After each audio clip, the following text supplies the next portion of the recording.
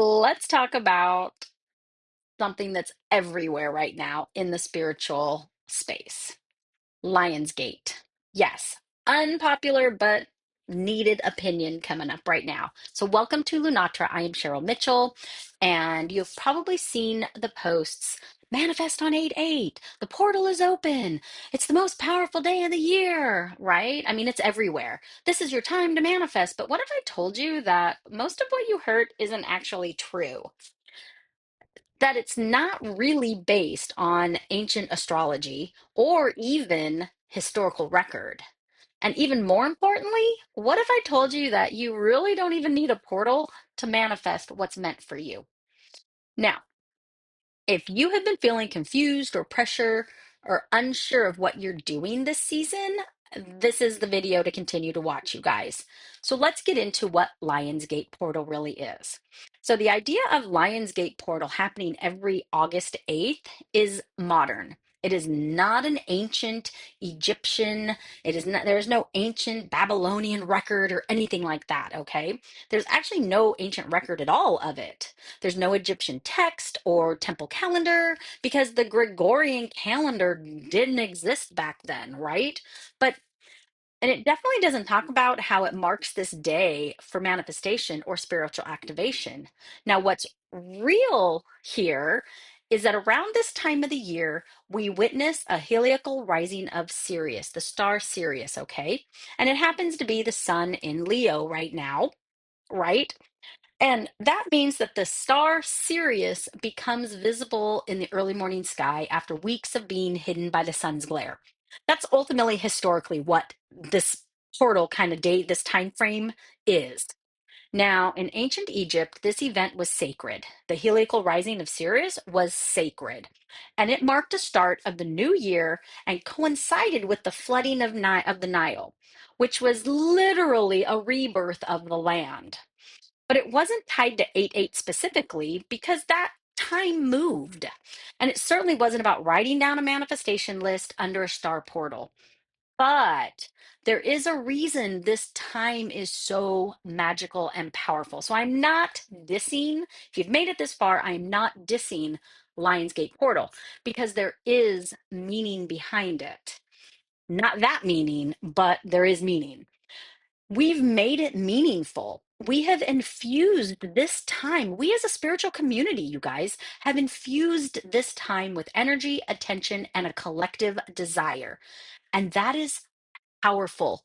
When we come together, we can make shit happen, okay? There is real magic in choosing to be intentional. Even if the origin story isn't ancient, Lionsgate Portal still is something. When the masses come together energetically, shit happens. Good or bad, it happens, okay? But here's where we start to get off track. We start to put pressure on ourselves to manifest big things. And we think that we're missing out because we didn't maybe do the right ritual. Or maybe we even think that the transformation only happens during this time when the portal is open. Okay. But the magic doesn't come from the stars, it comes from your alignment with yourself, with your energy. This is where Lunatra comes into play. You knew this was coming, right? But this time of year already holds so much transformation. We are in late summer, so we're coming out of that fiery energy of July, and we are turning towards early autumn. This is a time of harvest. We are preparing, I guess is a good word, for our harvest season, reflection, and preparing to go inward for our inward season of winter. So we are in this movement right now. And instead of being forced into big action or big goals or even big spiritual downloads, you should be asking yourself, what am I carrying into this next season? And what should I release? Or what can I release? What can I harvest from my life and get it out, right? Get the ground prepared for something new. So, what is also what's quietly growing under the surface that deserves more care than pressure? So, what do you still need to nurture to finish growing through your season to be harvested soon? I mean, let's take this back to, for instance, August 1st is Lammas, right? It's Lug for the pagan holiday. There's Pachamama ceremonies going on around the world. There is different religions that celebrate different harvest things during the first 2, 3, 4 weeks of August. And that is because that does date back to ancient times. I mean, there has always been ceremonies during this time of year as they prepare to move into winter through their fall, through their autumn, right? So right now, you should be talking about realignment. You should be not really performance, not manifesting something so big. Now, it doesn't mean you can't manifest. It doesn't mean you can't reap the benefits of what you sowed, right? As you should be. But no, every lunar archetype. Yes, I'm going to talk about lunar archetypes real quick because every lunar archetype is different and we move through this energy differently.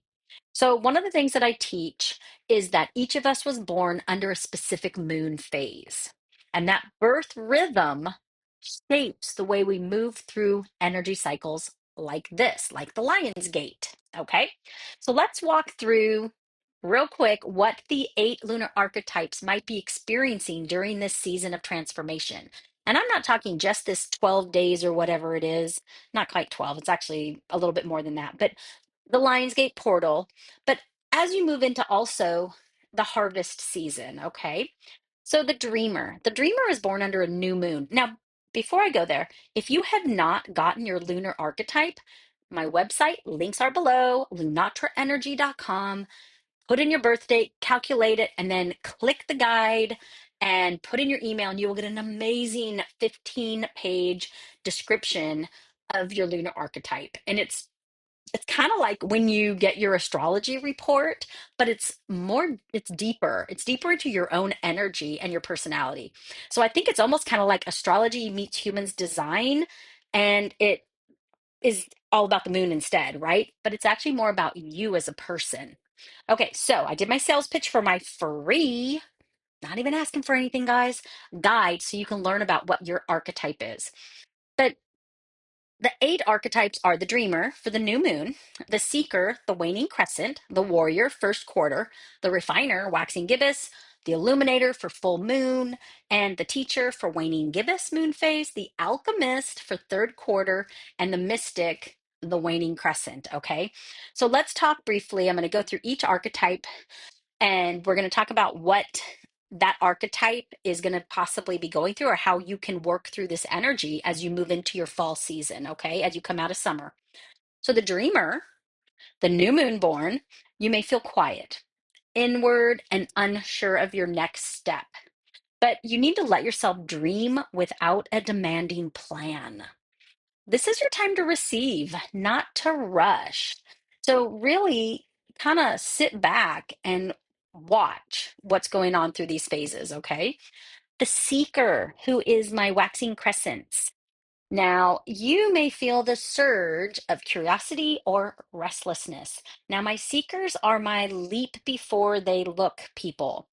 Now, right, you might need to follow what lights you up, but don't pressure yourself to finish anything quite yet.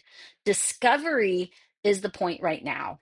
Okay. So you don't have to be perfect and you don't have to move forward quickly, is a good way to think about it.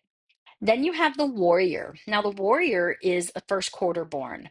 Now, you may feel like you should be doing more, but what if your courage right now is in choosing what not to fight for? You can maybe let yourself be more strategic, not reactive. And I know a lot of warriors out there. Thank goodness there are none of them in my household because we already have a mix. But those people are a little bit more bam, take action and go right for it. Okay. So let's talk about the refiner, the waxing gibbous. I am married to a refiner and I love him. I do. But my refiners out there, are perfectionists. They are the adjust, refine, make it perfect. And it couldn't be any more true. I live with it daily and I love it. But right now, my refiners should be deep. You could be deep in the details, I guess, is a good way to do it. And you're always wanting everything to be very perfect. And when it's not, it's very hard to deal with. But it's okay to pause. Ask yourself what is truly aligned and not just the noise that's going on around you. Are you truly aligned with what you're trying to make perfect? And that is huge, okay? Then we have our illuminators. Our illuminators are born on the full moon. Now, your energy is bold and visible and vibrant right now. But don't forget to ask yourself, am I shining for myself? Or am I shining to meet expectations? This is a time to express what's real. Now, my son's a teacher. He's a waning gibbous born. So, anybody born in the waning gibbous moon phase is a teacher. You may feel called to share, guide, or speak your truth. Mine does it all the time, and I love him for it. Now, you want to just make sure, though, that you're also making space to listen. So, if you're a teacher and you're born in the waning gibbous, you need to give yourself right now a season for quieter messages. Make sure you're listening and not just barreling forward with what you have to say and what you have to teach. No matter how amazing your truth is, take that step back every once in a while and just kind of hear what else is going on out there, okay? Then we have our alchemists who were born into the third quarter. Now, alchemists, they might be shedding old roles, beliefs, or structures. Alchemists are kind of like my rest release type of people, but it isn't a breakdown. It's a sacred, kind of like a sacred cleansing in an essence. But you need to let the release happen so that something new can grow. So right now, your time is to shed some old beliefs and old roles, especially some limiting beliefs. But don't break yourself down to a full rebirth, okay? It's not about manifesting something so completely new. It's about manifesting what is important to you and what makes sense, okay? Now, the mystics. I am a mystic. And my mystics were born during the waning crescent, which we are that dark moon. We are right before the new moon and that sliver in the sky, okay? And we are highly attuned to the void, to what's in the dark. We work best in the dark, right? In that not knowing. And you may feel like you're in a void right now, and that's not a bad thing. The void is your integration space. This is where you let the world spin without needing to perform in it. And that speaks for me too, which is really hard because now I'm a content creator, right? But my message will be heard as a mystic to those who need it most. And I'm also a projector, and which is so hard being a mystic and a projector in human design. But I'm also a Scorpio, but I'm an Aquarius rising. So there's all these cool astrological things going on. But your lunar archetype really doesn't have anything to do with all those other things. What your lunar archetype is it's kind of like more like your human design in an essence, a little bit more aligned in that essence. But you'll find if you haven't already gone over and gotten your archetype, go to my website, Lunatra Energy. Links are below. Get your archetype, get your free guide, and learn about it. I'm also going to be doing some other videos throughout the next few weeks, kind of getting you guys more in touch with what the archetypes are. And also, if you know what your archetype is, I'd love to know what you are. Head over, let me know. I would love to know how you feel as you're moving in and out of the summer season and into the fall harvest type season. So just know that I am absolutely here for you guys. And you don't have to know what Lionsgate really truly is for it to be powerful. Okay. You already are powerful.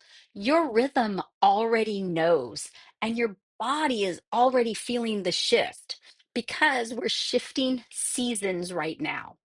So stop chasing cosmic pressure and start honoring who you are. because everyone here, we're all special. And I might the jokes come out because my family's a big joking type of family, but we are all special and we are all important and we all have a role to play in this energetic world. So make sure you like, follow, do all the things, subscribe, hit the notifications, bing, bing, bing, and be ready for some other great videos coming out because I want you to be able to realign with what's true for you and not an algorithm, not what society is throwing out there. So, thank you for being here and let's rise together, you guys. I will see you in the next video.